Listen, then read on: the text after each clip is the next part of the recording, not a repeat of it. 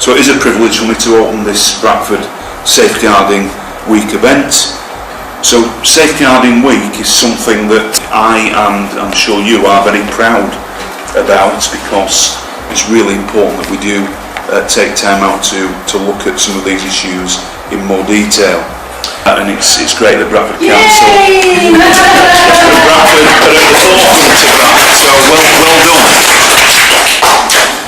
Safeguarding really is everybody's business. Please make the most of this opportunity to work together and get to know each other a little bit more. We're running a public engagement event on the Safeguarding Adults Board new plan. So we're consulting people, the local people, service users, carers, and even some professionals here today about what they think about the new plan, which is really, really good. What does safeguarding mean to me? And I think about the usual things. I think about people not being physically abused, not being emotionally abused, not having issues with finances and being abused in that way. But I also think about our vision for social care, which is about happy, healthy and at home.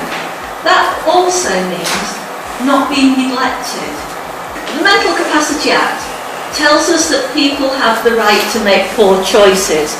And I was going to start off by telling you some of the poor choices that I've made, but I might get in trouble.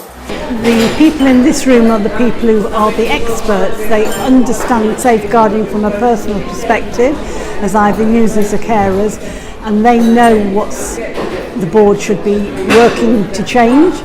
And we have to listen to them and then go back and tell them what we've done. It's just so rich information we get from an event like this. And I think, as well as safeguarding the traditional way, we also have a responsibility to safeguard people's right to an ordinary everyday life like everybody else. And I don't think the fact that somebody's got a disability, a long-term condition, an illness, or because they're older, that they shouldn't be allowed to make choices that are appropriate for them. But I think everybody should have fun.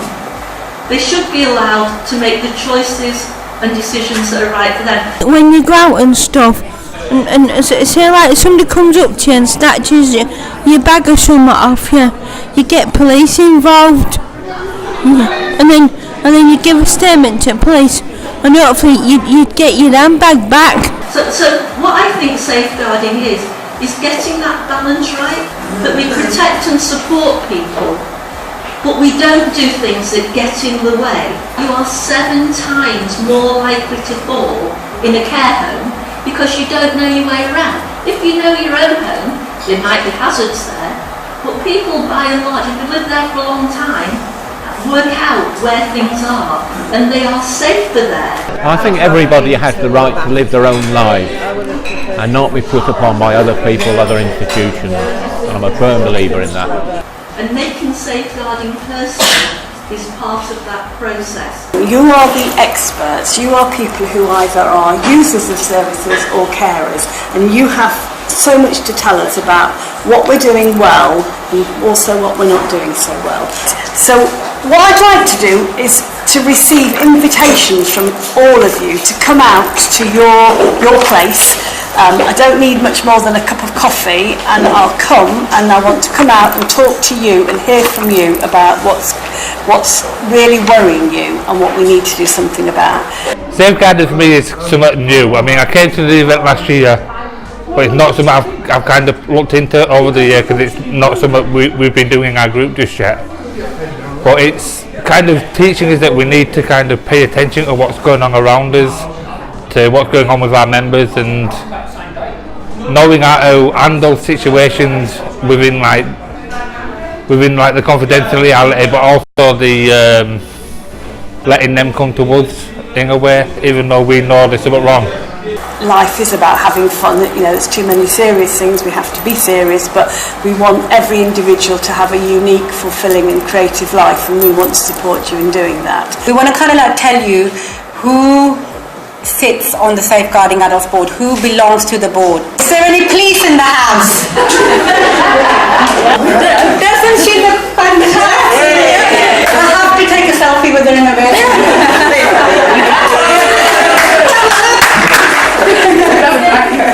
Safeguarding to me is about getting everyone to take responsibility and to making sure that people recognise different types of abuse and making sure they know how to report it if they know it's going on. This one's really, really important, and it's probably the most important to us here in Bradford, voice of the people. So, Jill, are you coming? Now can you see how many people have a say in the Safeguarding Adults Board? Does anybody have a question? My name is Jack. I'm from Bradford People First. I am your host, especially for today, for you all. It says that's about harassment, yeah? So she's going to choose what she's going to do about it. This is what Mary is going to do about it.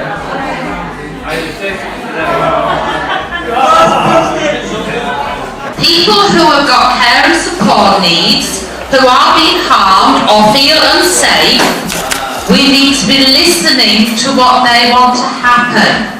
And that's really important, because I can't tell somebody else how they feel and what they should do to be safe.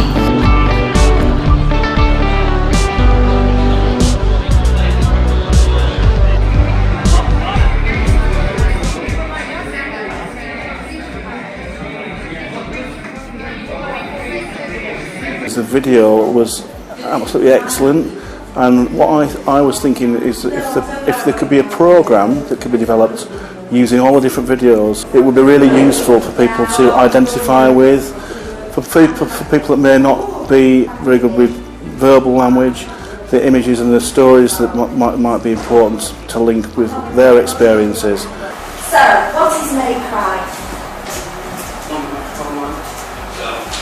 What is Make Right? Well, Make Right for me is when somebody who's trying to be a friend basically takes that money off you because you're too naive.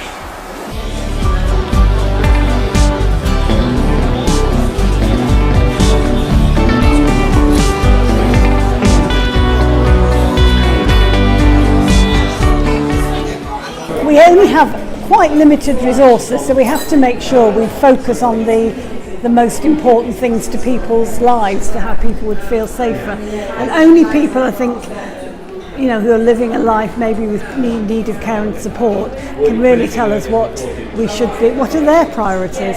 I'm chair of the SAR Voice Committee, and I'm new at it, and I'm trying to get more and more involved in this because I believe strongly in it. I learnt something about something I've not heard of before called cuckooing, which is where people are actually taken to a house and put in a situation where abuse goes on, and it's actually known as cuckooing, and I've not heard that phrase before. Safeguarding means lots of different things to lots of different people. To me, it's all about making sure that people's rights are protected and abuse is stopped. We need to have systems in place. We need to create a safe environment where people know that they're going to be protected. Safeguarding is important to us because we want to make sure other people with adults with learning disability to have their voice and stand up for their rights.